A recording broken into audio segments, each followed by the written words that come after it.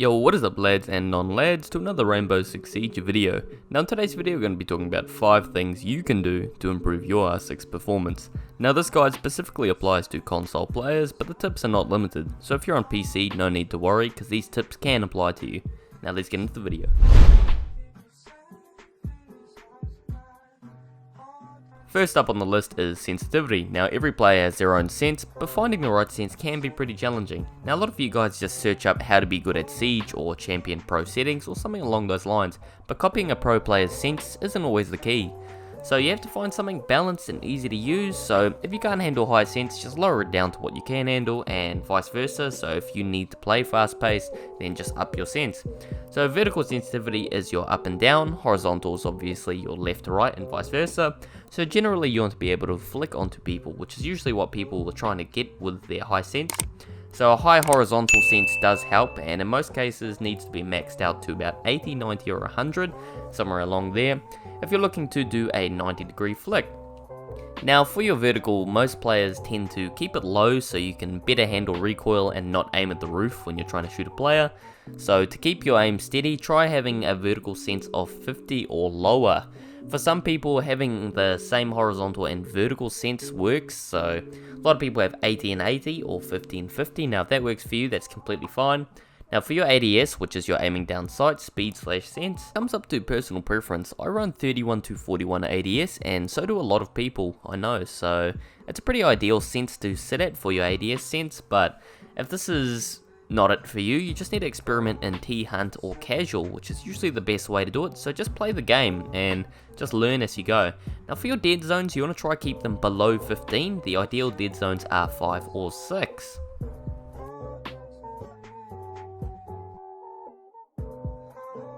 Now when it comes to attachments, it's all up to what you like and what you're best with, or what you can do to the best of your ability. So if you can't handle recoil on certain weapons like Twitch or Bucks, then ideally you should have Holo on them. If you don't like big bulky sights like Holo, then you should be running Reflex. Now when it comes to laser sights, I would advise you not to run them. Now you'll probably realize when you take it off that a lot less enemies will see you straight away or pre-fire or run out on you, because when you're going around a corner with laser sight and you're literally aiming at the wall, they can see that clearly and they can do runouts on you, etc. Now I ran it for about a year, and when I took it off I noticed a huge difference, because every time I ran around a corner with it on, I would just end up dying or losing the gunfight, and I would just blame the game or yell at their mouse and keyboard. So for grips, always run vert when you're learning a new sense, or if you can't handle recoil, because it really does make a huge difference. If you can handle recoil and need to ADS faster, run angled. It can help win a lot of gunfights just by those extra half seconds that let you aim before them. For your barrel, try running compensator on a majority of your weapons to reduce recoil on full autos. Now, of course, you're mainly going to be using fully automatic weapons, but if you can handle recoil, then ideally flash hider will be much easier, because what it does pretty much is if you're burst firing, so a lot of pro players or a lot of people who are trying to conserve ammo tend to burst fire or only do small amounts of auto fires. So by doing this, pretty much what happens is you're conserving ammo, and with flash hider on, it'll conceal your flash as well as have less recoil. So flash hider, when you're looking at the chart in the bottom right corner they provide you, does less recoil than compensator, which doesn't make sense when you think of it, because when you're going full auto, it's like, oh well, if I have flash hider on, then I'll get less recoil. But pretty much what it's saying is only for burst weapons that recoil applies. So if you put onto a full auto and you burst fire, so you're not actually putting into burst, but you're just shooting little intervals at a time, then it will help lower your recoil. So it's the ideal thing to do if you're used to your sensitivity, but if you're not, then don't use it.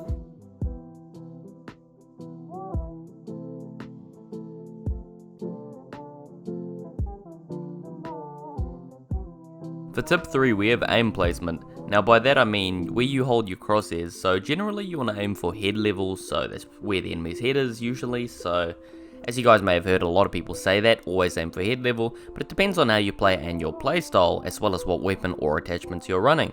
Now if you're running suppressor, always aim for the head level, because you do less damage on body shots, so it's ideal to get that headshot right off, which is, one shot to the head. If your weapon does high damage like a DMR etc, and isn't a full auto, you don't want to miss any bullets, so it's ideal to aim at body level. Now when holding an angle around a corner, you don't want to aim too high or too low. If you hear a lot of noise, they're most likely prone. Hear minimal noise, they're standing, and if you hear nothing, they're probably crouching.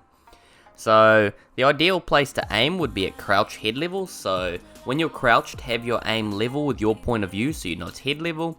This way if they're standing, you can pretty much get any body shots off on them, and if they're crouched it's an instant headshot, and if they're prone you can flick down and get a headshot while they're readjusting their sight, because as you know when you're prone and you're moving around, your sights do kind of flick around and move around, you have to adjust it.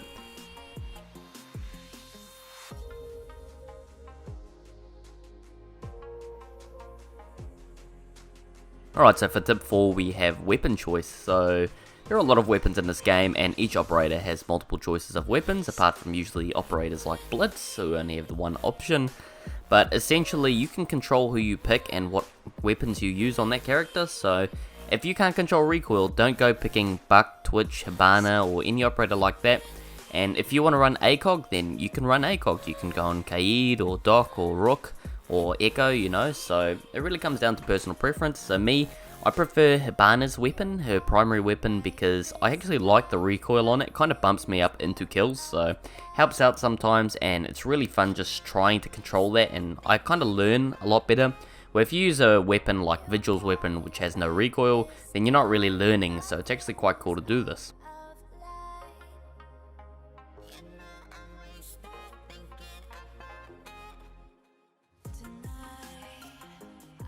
Teammates and communication. Now you probably don't think much of this, but teammates are a big factor to how you play. They actually reflect on how you play, so usually you just play with your mates or whoever you feel comfortable playing with, which of course is fine. That's the whole point of Siege, have fun. But if you want to be competitive, you should really find a team around your level that you can play well with and who communicate fine. So usually with your mates you'll just scream at each other, or you know, just yell out call outs, and they won't even be good call outs, or the call out's 10 seconds late.